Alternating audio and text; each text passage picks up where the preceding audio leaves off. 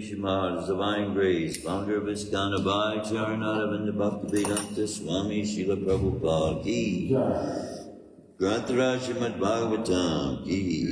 Their most merciful Lordship, Shri Radhakunja Bihari Ki. Shri Jagannath, Shri Baladev Mahi Subhadra Ki. Shri Nathaji, Shri Balagopal Ki. Shri Shri Gaurnitai Ki. Nitai Go. All glories to the assembled. All glories to the assembled. All glories to the assembled. All glories to the Lord Spirit of Shri Guru and Shri Gauranga. Om Namo Bhagavate Vasudevaya. Om Namo Bhagavate Vasudevaya. Om Namo Bhagavate Vasudevaya. Om Namo Bhagavate Vasudevaya. Om Namo Bhagavate Vasudevaya. Om Namo Bhagavate Vasudevaya.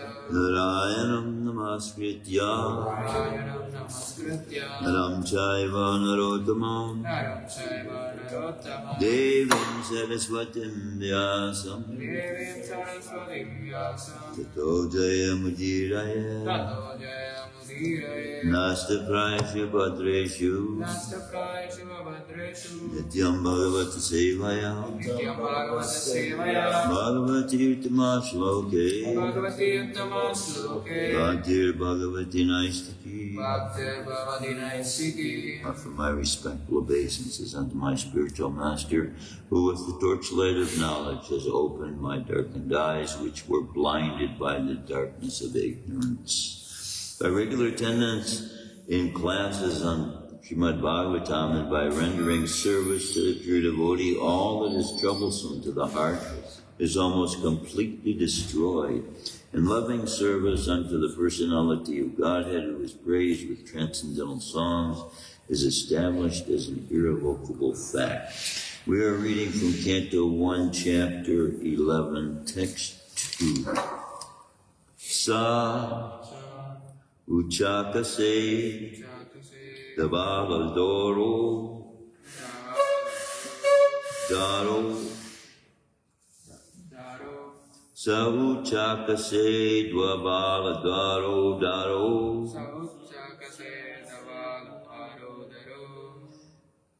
pi Guru Kramasya Dara Sona Guru Kramasya Dhara Sona Sonima Piuru Kramasya Dara Sano Sonima Api Kramasya Dhara Sona Sonima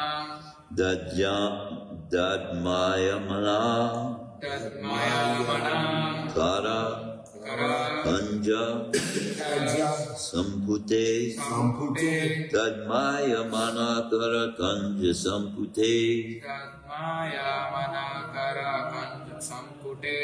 Yatabja Hande Kala Hamsa Utsvana Yatabja Kande Kala Hamsa Utsvana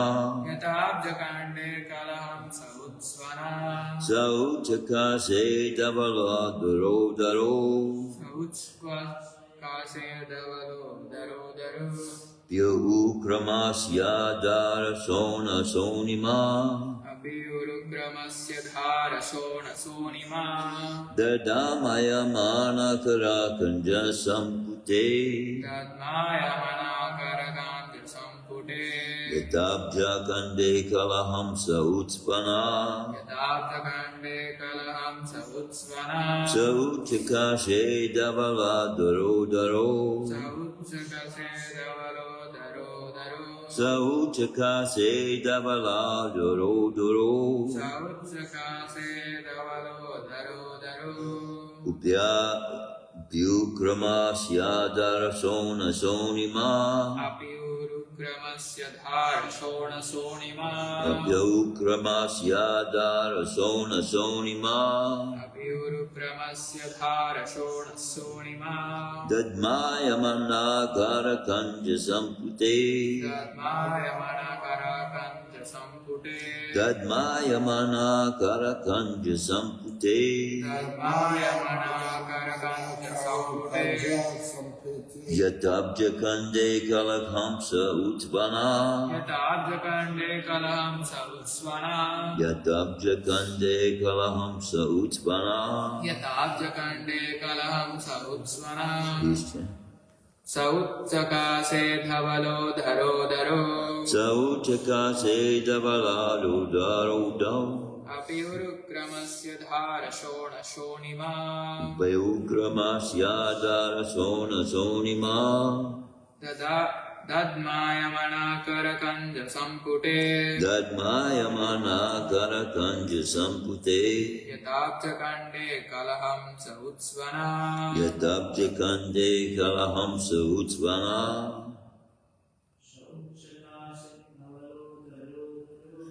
Sauchaka se davala daro daro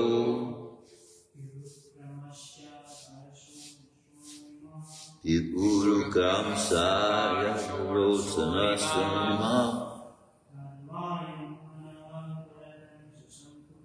Dadmaya manakara kanja sampute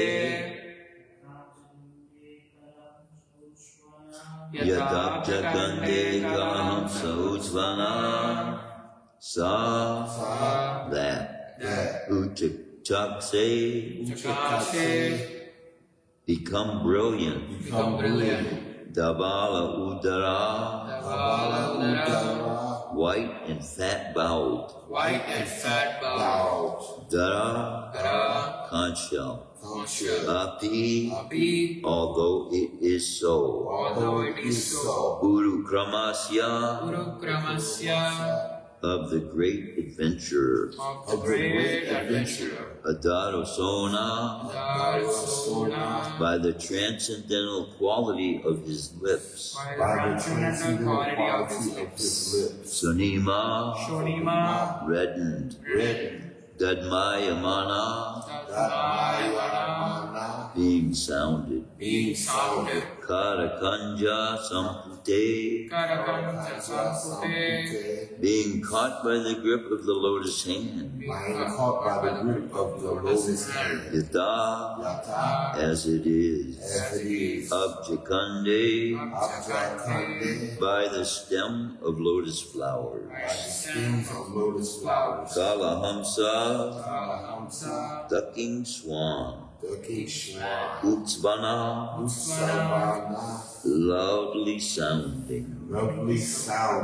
Sauchika se dabala daro piru kramasya daro sano sonima dadmayamana karakanja sampute tabja kande kalahamsa utsvana. Translation and purport by His Divine Grace, Abhay Charanaravinda Bhaktivedanta Swami Srila Prabhupada. The white and fat-boweled conch shell, being gripped by the hand of Lord Krishna and sounded by him, appeared to be reddened by the touch of his transcendental lips. It seemed that a white swan was playing in the stems of red lotus flowers. Please repeat. The white and fat-boweled conch shell, being gripped by the hand of Lord Krishna, and sounded by him, appeared to be reddened by the touch of his transcendental lips. It seemed that a white swan was playing in the stems of a red lotus flowers. The white and fat-bowed conch shell, being gripped by the hand of Lord Krishna and sounded by him, appeared to be reddened by the touch of his transcendental lips. It seemed that a white swan was playing in the stems of red lotus flowers. Purport by His Divine Grace, Abhay Charanaravinda Bhaktivedanta Swami Srila Prabhupada. The redness of the white conch shell, due to the lip touch of the Lord, is a symbol of spiritual significance. The Lord is all spirit, and matter is ignorance of this spiritual existence. Factually, there is nothing like matter in spiritual enlightenment. And this spiritual enlightenment takes place at once by the contact of the Supreme Lord, Sri Krishna.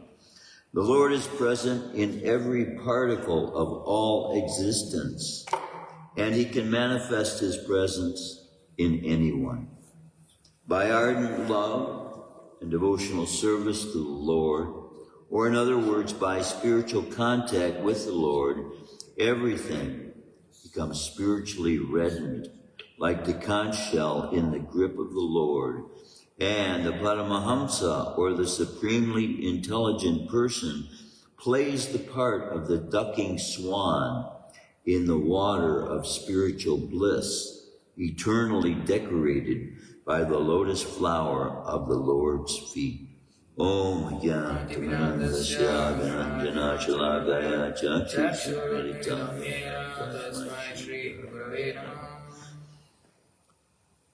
This is making a comparison of the conch shell with the devotees being tainted by the touch of Krishna's grip. The conch shell then gives off a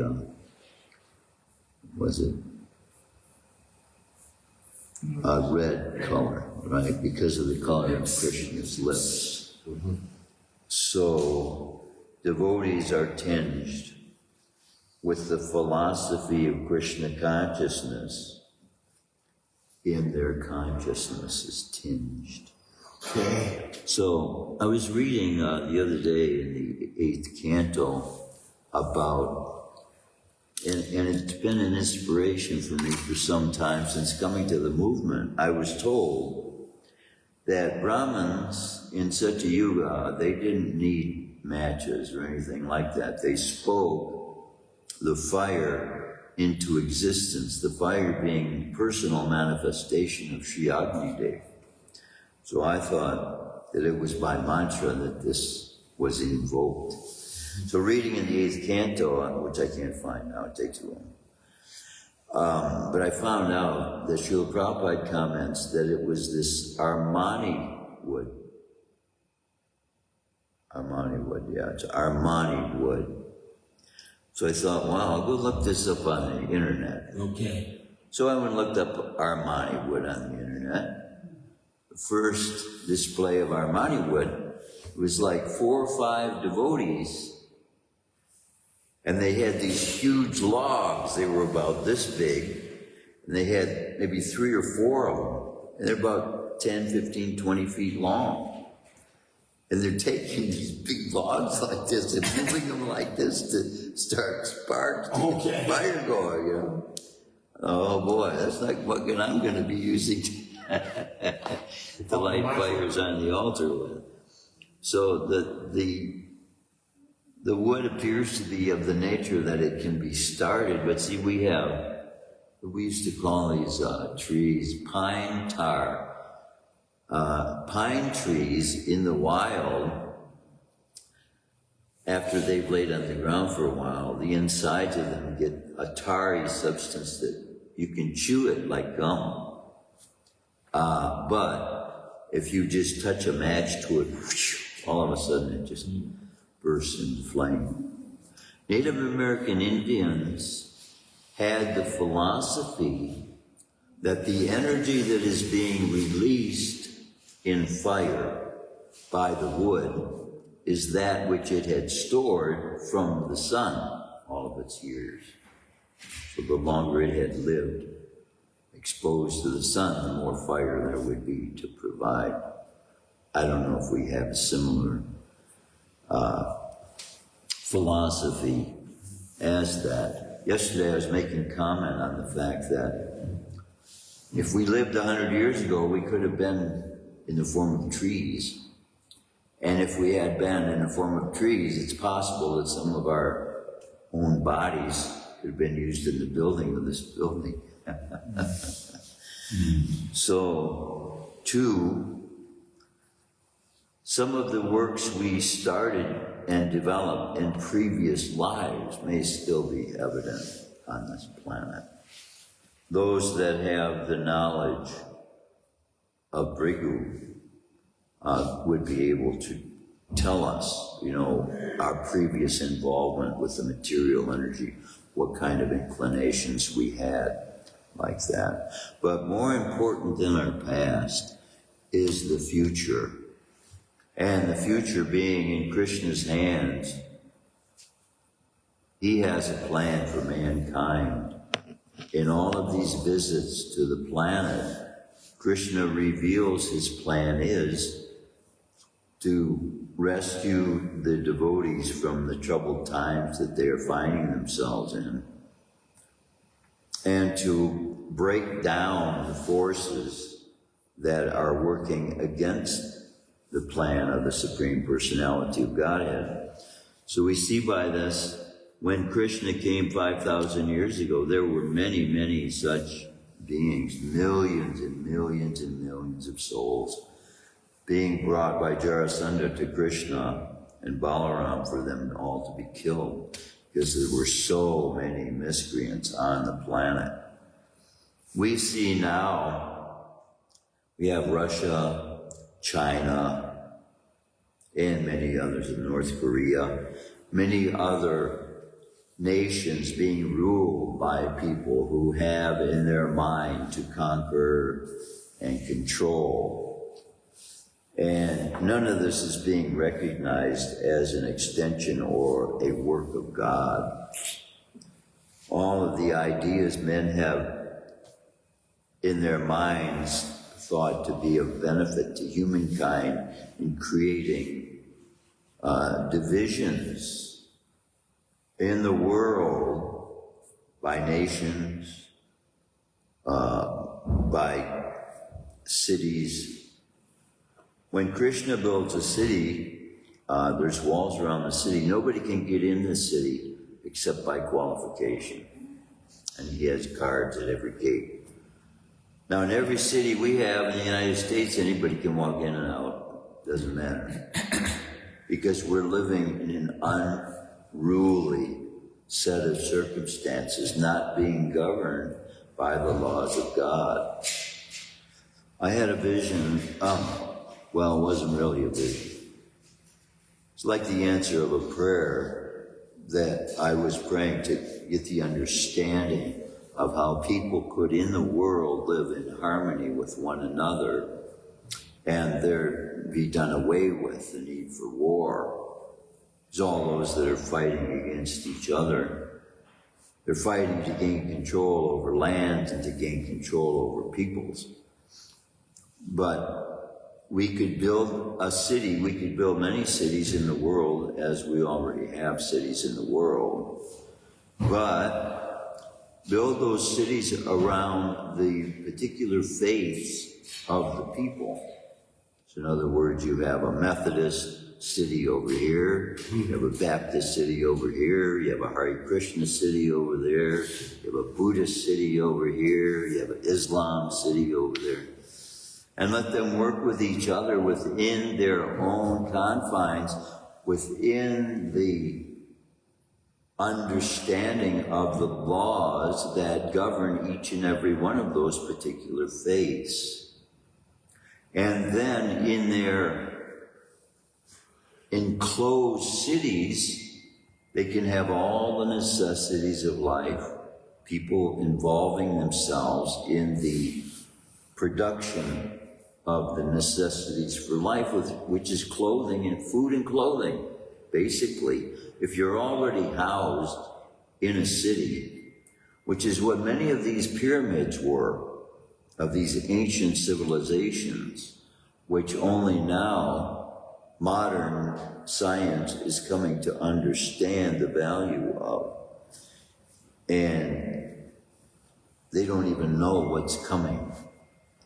That these pyramids actually held the Earth's axis in balance. And since a long time now, the Earth's balance was moved. We have account of the Earth being pushed into the causal ocean at the bottom of the universe. And that being done similarly as we have evil entities on each and every individual planet. Well, I shouldn't say that. In the heavenly planets, see, again, just like we're talking about requirements being made to enter into the confines of a particular city established by Krishna, these planetary systems also have standards of qualifications that people have to reach to be able to gain access to those in the heavenly planets. I was also reading in the 8th canto that I thought unique to Prahlad was the fact that Krishna had given him a planet that was the only planet that would not be dissolved at the end of the universe. But I am mistaken about that, actually. In the 8th canto, it is revealed that there was a king that Krishna had found so much pleasure with that he is allowing his planet also to be an eternal planet. So what is being revealed by these several things are being revealed. What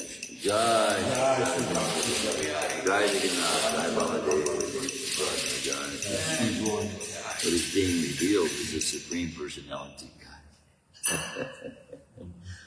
But we see with this Krishna's generosity and his ability to take the same elements in this material universe and make a determination how long that's going to last.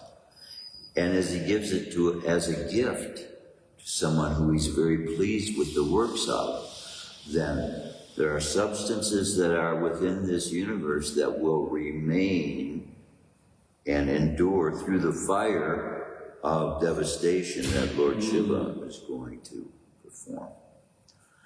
But that won't be for a long time now. We are 52% through the life expectancy of the universe, and it won't be until the end of what has been called the material universe that Lord Shiva is going to perform his Rudra dance, And he expands himself several times. And it's described in Bhagavatam how it will take place. I haven't read that in so long. It's been a long time. But many of these pastimes that Krishna takes part in that we're not even aware of that's going on, we get glimpses of it.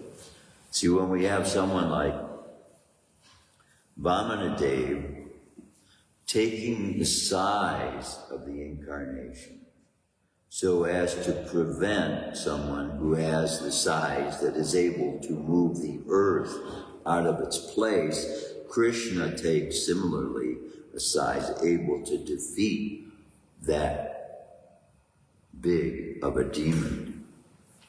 But even all the demons as big as they can get to in this material universe, this whole universe is similar to a microscopic kind of just a flower growing out in the middle of nowhere.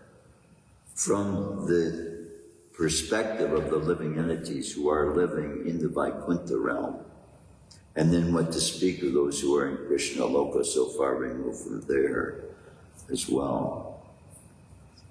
So, Gayatri Mantra allows us to, in our mind, situate ourselves in that place where those living entities are on the inner surface of the universe, because it is that vision given by the Gayatri Mantra that we have in our minds, that we see the sun in the center,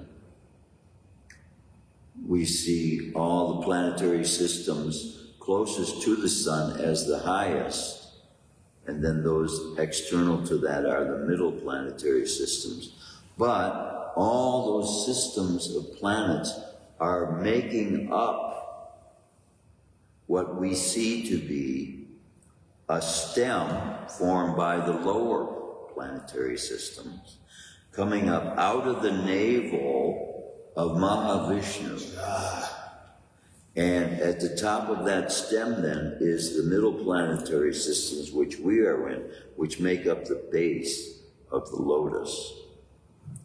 So the description that is being given of the lotus, that we can see as a lotus from a distance, because if you get too close, then you can't see the forest for the trees, right? You can't see the trees for the forest, whichever way it would be. So that is how I have come to conclude that when we're chanting Gayatri and envisioning this in our minds, we are envisioning it the way that it would be seen by those who are on that inner surface of the universe. And it is in that environment that the causal ocean is, a white milk ocean.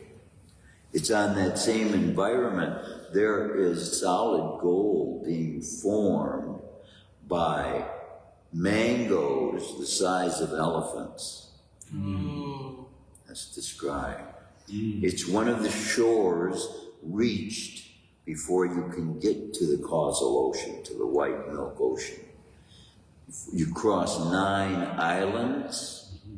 The islands are like big round donuts, encircling the center where Mahavishnu is. Wow. And so it's described that with each entrance there are different experiences to go through to get there. Buddhists have similar descriptions, But their descriptions are describing the body leaving, being left by the soul. And these descriptions, I don't know whether they are contained within this material universe or whether they are describing. They talk about the river of Styx. That seems to suggest that it's something within this universe because there is so much disaster and chaos and hellish conditions there to be crossed. Many of these descriptions are being given to us by people who have themselves been put into the environment, either exposed because they were forced or exposed because Krishna allowed them to see those things. So we can realize by that, both parties are going to get a different perspective. If you're put there because you're having to suffer, you're going to get one perspective. If you're put there because Krishna is showing you why to avoid sinful deeds in this world, then you're going to have another perspective of it. So where we are, we have a certain perspective of the universe. And unless someone opens our eyes to how it is actually in appearance, we have no idea of how to think of the universe. And so this puts us in a questionable space in our existence, in our minds. We don't know where we are, basically, if we're not given liberating knowledge that frees the soul to enable it to know where it is. It may not seem important to some people to know where we are in the universe, but the universe is in a particular place in relationship to the spiritual world as well. And so all these things, to know these things in reality is to have truth, the absolute truth within us. And to be contemplating on these things then keeps us grounded in that. Krishna is giving us truth enough to know the way it is for us to be grounded in absolute truth. For the most part, people who have not been given knowledge of this by the Supreme Person, they have to speculate in their minds. And then those scientists that are using only their senses and material physical machinery they've used to find out what these things look like, they're limited to what their own senses can see or can conjure, what their minds can conceive of by following certain mathematical formulations that they say, if this was like this now, and how it's going to have changed from when it was in the beginning. All this is speculation. And so it requires connection to the parampara to be able to gain knowledge of what the universe is actually like, because we don't have access to the completeness of it. As much as we are making ourselves out to be the most advanced civilization, it is evident that we are blind to the fact of what knowledge there was on the planet in such a yuga, in which they could even go to other planets while leaving their body here and come back and then resume life here as well. They could take different forms, bodies of animals, and engage in frolicking through the fields, all kinds. They could fly as birds. These are all latent abilities that souls are taking by having to go through the process of death, birth, death. But when Krishna gives liberation to the soul, then it doesn't have to pass through death to be able to manifest these abilities the soul has. Krishna will come and pick you up. If we keep obeying Krishna's instructions, it's explained, and he has done this before to all of those servants he has so dearly taken pleasure in their lives of. He comes personally for them on Garuda. Wow, that's heavy duty. See, we have as we continue to live in this life, we have relationship with Super Soul that we're developing constantly. And as we engage in Krishna's service, that relationship is supposed to get stronger and stronger and better, so that these kinds of activities and interrelations with Krishna's, we say, he's the interpreter, he's the giver of knowledge. So we get by him transcendental abilities to be realized of the soul that people who don't have their minds in Krishna have no access to. So they don't have the means to be able to develop the desires to have such abilities, especially if they think such things are impossible. So even modern science, being led mostly by most scientists who are atheists, I would suspect, in the field. There are a lot of believers who have gone into the sciences of astronomy, astrology. Well, I wouldn't say astronomy. Searching for the lengths of the universe and to find and chart and map out the universe.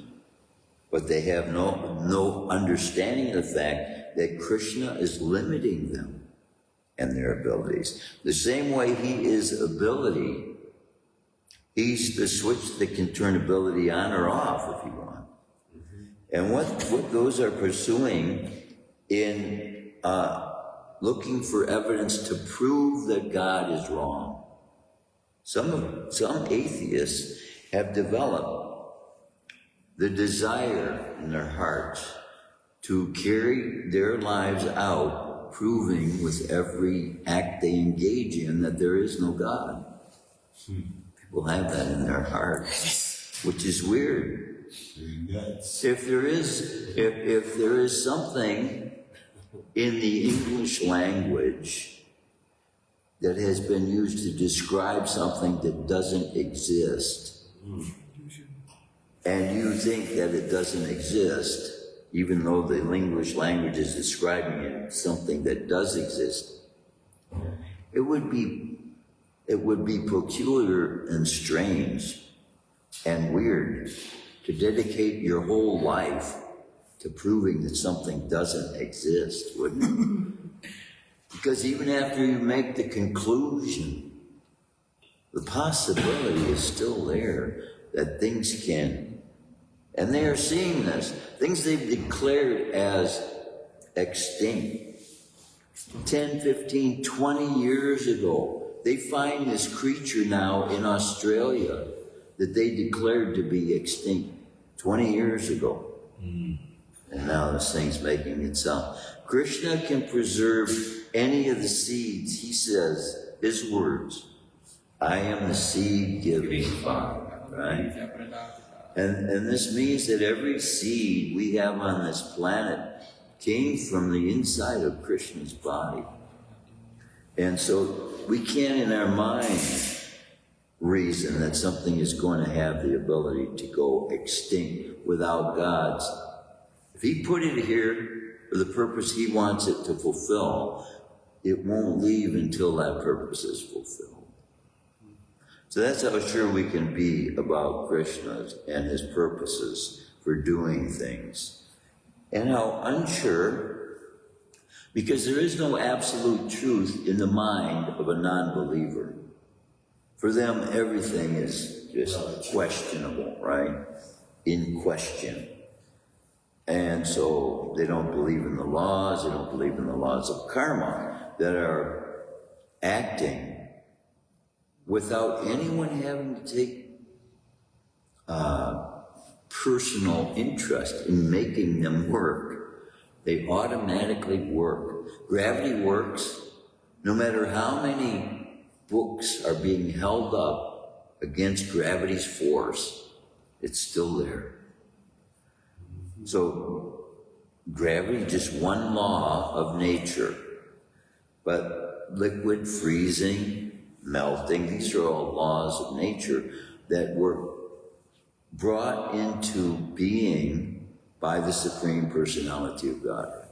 Water melting at a certain temperature, heat starting, fire at a certain temperature. All these things have mathematical computations about them that are all directly related to the laws of karma. Your body temperature, the amount of exposure you're going to have to pain, the amount of opportunity you're going to have for so-called pleasure. All of this is preordained before you get here.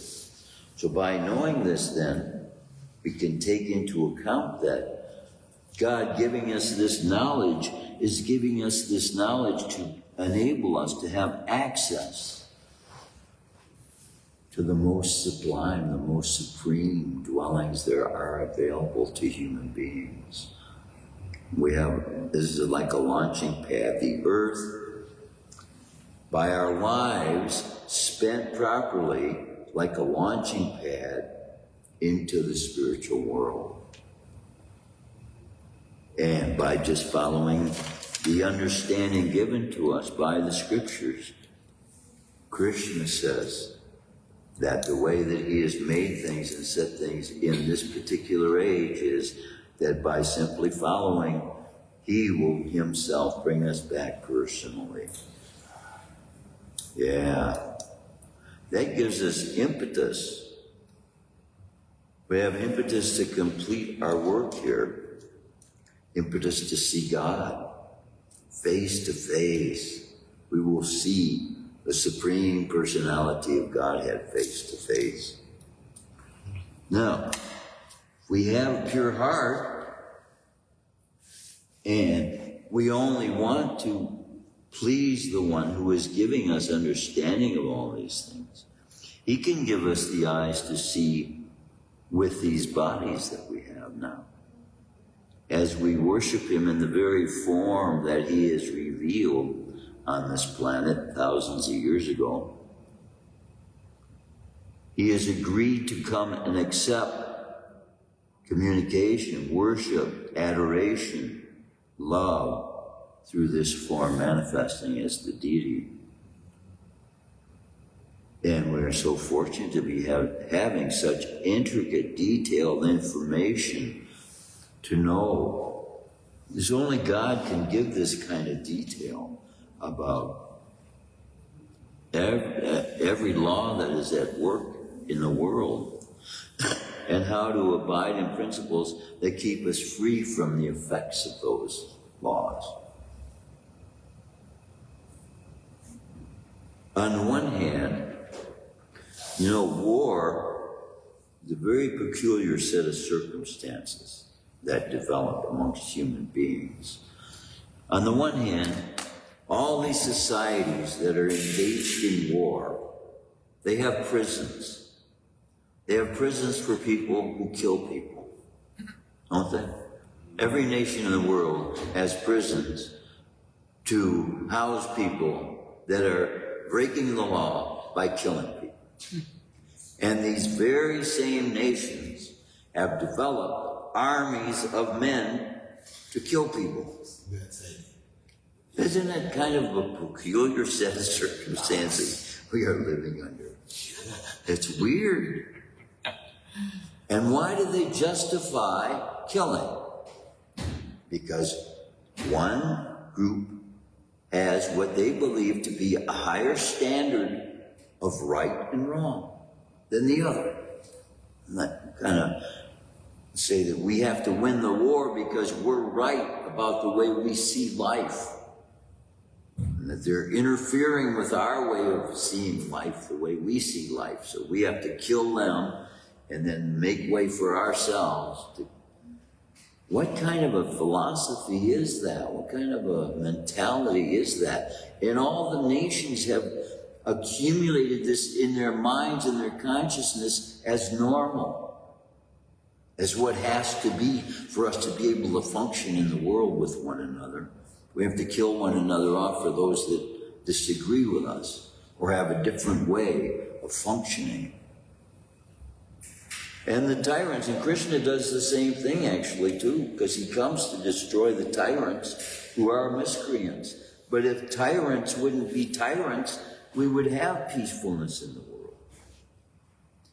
But if the leaders develop the same kind of mentality as the people they're putting in prison, then we'll all be living like prisoners, which is close to what the circumstances are now. If I can't walk down the street without wondering whether somebody's going to beat me over the head or shoot me with a gun or something, am I living in peace? Is that harmony with nature? Is that love? What kind of experience are we creating for ourselves as human beings by using the mind's forces to commit acts against each other? When the same function we have as human beings exists within us to be able to solve the problems of humanity, especially if we work together. It is said that even just two hands working together can do more than three people working individually. I believe that. I really believe that.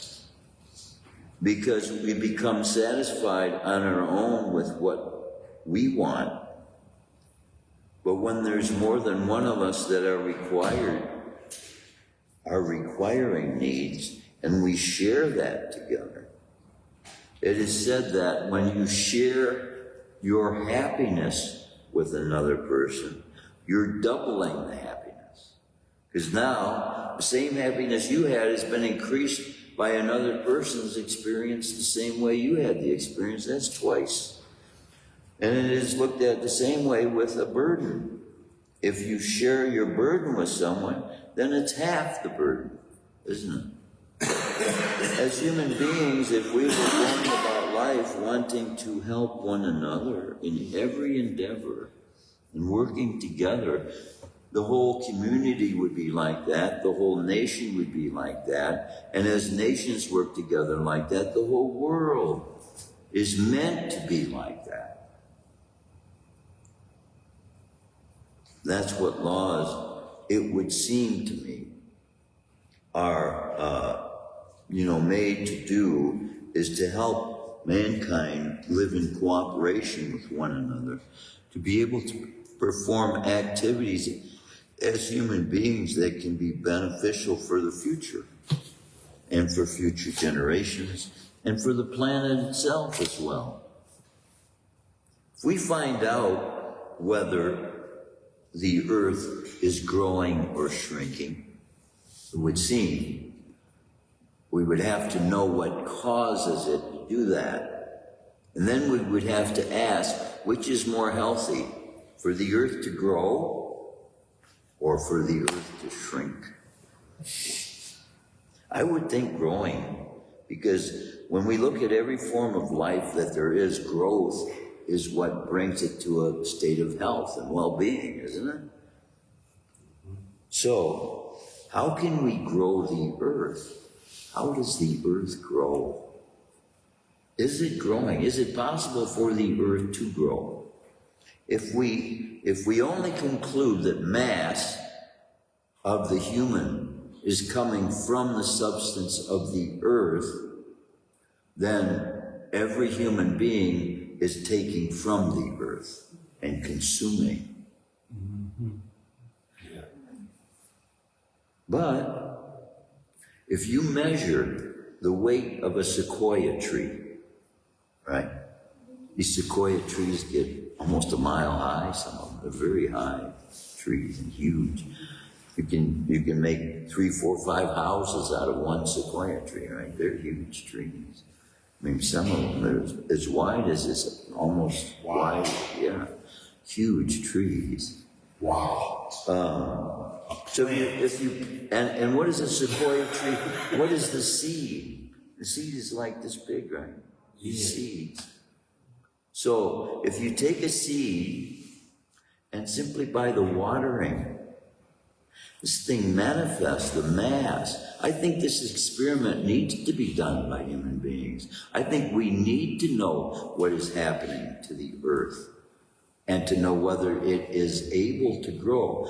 My suspicion is that growth of life is partially manifesting from where it came from. It is producing substances by combinations of substances in cooperation with the spiritual energy of God. There is a creative force in the seed that helps to manifest what that soul has achieved to that state of its existence. And so if there is some cooperation from the spiritual world, this may be adding, birth may be adding to the planet's growth. But then again, it may not. Who knows? Do modern scientists actually know, is the earth growing? Can we consume, can the population get to a point where it consumes the earth's total substance? Does that seem possible? Reasonable? No. If you plant one seed, and then how many seeds can come from that one seed? There's like an unlimited form of energy there if we just reason together. There's some unseen force that we'd have to conclude is an eternal force. If it's manifesting unlimited, it doesn't have from itself anything that it can't give what it doesn't have, right? In other words. So if it doesn't come from an eternal force, then the seed itself is creating an eternal thing that it doesn't have of itself to create. So this is evidence that the soul is of an eternal nature. What souls are producing reveal what they are, isn't it? So these manifestations in the earth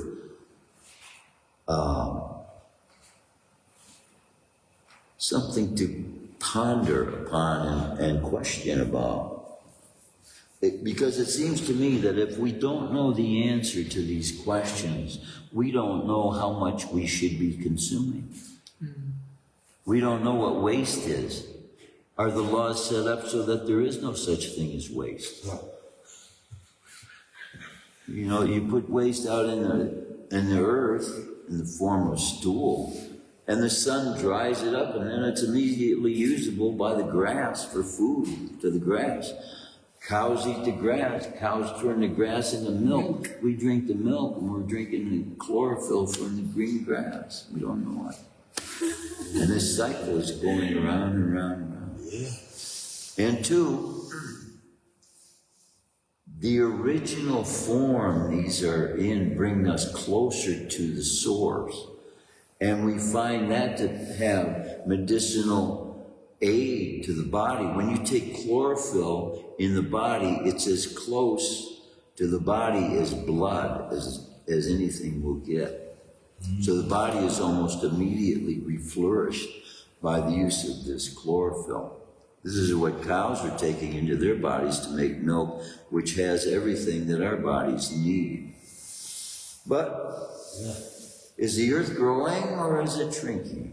I'll leave you with this question. Wow. I can't answer every question but that one so far. Have you researched any concept of book? I haven't researched. I researched with my mind and my experience because I don't trust their conclusions. Okay.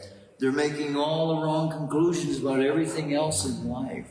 How people should be governed, how life should be lived, what should be eaten, what should be refused, how we should live our lives and conduct ourselves as human beings amongst ourselves. Anymore, the only source of knowledge I have anymore that is revealed and confirmed as absolute truth is that which I get from Super Soul and Guru and Shrimadbhagavatam and all the associates that have come to that truth as well. And from what I've seen from them, there's a lot different conclusions being drawn than those by the people who are supposed to be dedicating their lives to find the cures for cancer, find the cures for all of these diseases. The common flu, it's not even been solved. I mean, we work at it and it works its way out in 3 or 4 days, try to make it gentler.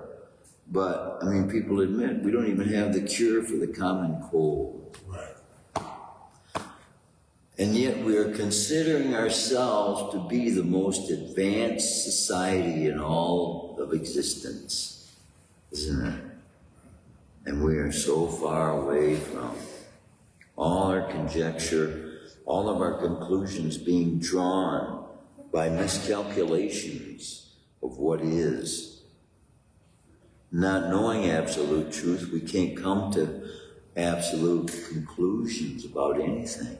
This is why their books are constantly changing too in the colleges. They draw conclusions which next year are found out to be wrong. That's not absolute truth. That's conjecture, speculation as we call it. And it leaves society lacking. If knowledge can be gained through association with the Supreme, who is the source of all intelligence, what need do we have searching anywhere for absolute truth then? Except for proof to ourselves. I can't prove anything to you. You have to prove it to yourself. So, all these endeavors we go about, once we find the truth and know that it's available constantly where we are, then what is the good of knowing truth? You might ask. For what end is the truth to be known? What is the truth for? Does the truth have any worth in and of itself to be sought after? According to the scriptures, it is only the truth that can allow us to know after this life the eternity that is real. Otherwise, we're stuck in this mental concoction of birth, death, old age, and disease, which it's a mental concoction. Being derived and experienced by the soul because of its ways it has conducted itself and formulated ideas. We conduct our lives by the formulation of philosophical conclusions we've made with our minds, and that's what we're doing with our lives. So, if they're based on absolute truth, the result will be our knowing absolute truth and leaving and continuing, because absolute truth is eternal. And then we are part of that. But the part that we hold to that is not absolute truth keeps us bound to that which is not absolute truth. So the earth itself might be looked at as absolute truth, but it's not. Earth is constantly changing, and the earth also will be destroyed. That which is absolute truth is eternal. And the rest is all mucus, pus, and blood, stool. That's what it is. And we're waddling in it. These physical bodies are what we have chosen to use as a means of expressing to fulfill our desires. Now, we can purify that, then this can be the most opportune situation to experience and have the greatest reward. Because Krishna, having it all powerful, all knowing, all famous, what else is there? all beautiful, all attractive, all knowledgeable, all knowledgeable, all wisdom, yeah. And so all wealth. He is holding everything in his hand, all strength. including us. And we're part of his wealth, we're part of his knowledge, we're part of his makeup. And he's part of us, we're part of him. Like a marriage, you know, you can't, although marriage you can divorce from, you can't divorce from Krishna. He's going with us every form of life there is. I have not read yet that there's any soul Krishna has left to allow them to be born into a body without him. Nope. But see, there is no birth in the spiritual world. I don't know if there's super soul in the spiritual world. Not sure. I don't know. Not sure. You think not? Think not. Because they are all like pure form Yeah. of Krishna. I mean, so Boy, it's a real that disaster leaving the spiritual world is a real, without knowledge. In my case, I've left without knowledge. I didn't know I was leaving. I didn't know how I would get here. I didn't know when I was born, why I came here. I had no purpose, what of just for foolish sense thoughts. gratification. What of foolish thoughts. Yeah. How stupid to leave the eternal and to choose that apart, separate from God. That's what we find ourselves in. But now he's kind enough to give us the way back. All we have to do is apply the precepts. Any comments, any questions, any realizations anybody like to share for the benefit of the rest of humanity that may be watching? Somebody can hear from your voice that will free them from the bonds of birth, death, old age, and disease. Give them a new way to look at everything in life and experience a whole new perspective on life itself, on living, and the purpose of being, and thereby experiencing happiness. We're supposed to be happy. And what makes it easy to be happy is to sing. And what makes it easy to sing is to dance while we're singing. And what makes it the easiest of all is to make sure that we are singing the names of the Supreme that bring that joy and happiness of relationship with the Supreme in every one of those incarnations. It's a different experience of the kind of love he has for humanity every time he comes, appearing in a different form, showing what kind of love can be given through every form that he appears. And he makes it fun, makes it worthwhile, he makes it worth reading and satisfying. God. So, Granthraj Shrimadbhagavatam, Ki Jai, Srila Prabhupada, Ki Jai. I heard in one lecture, Prabhu, Yeah. that in the spiritual world, like as we know, like we'll be attaining the spiritual form, like Satchidananda form. So it's only a small distinguishing feature between the entities and the Supreme Lord. Yeah. Because everyone resembles the same, so there will be a small distinguishing feature. Yeah. I mean, through appearance, but See, and to here, because he wants to kind of like equalize so that a friendship can be there. yeah, he can enjoy it. He gives it, and he takes it away. Pleasure.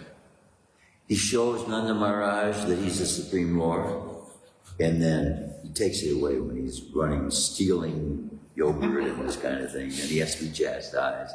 He likes that. Yeah.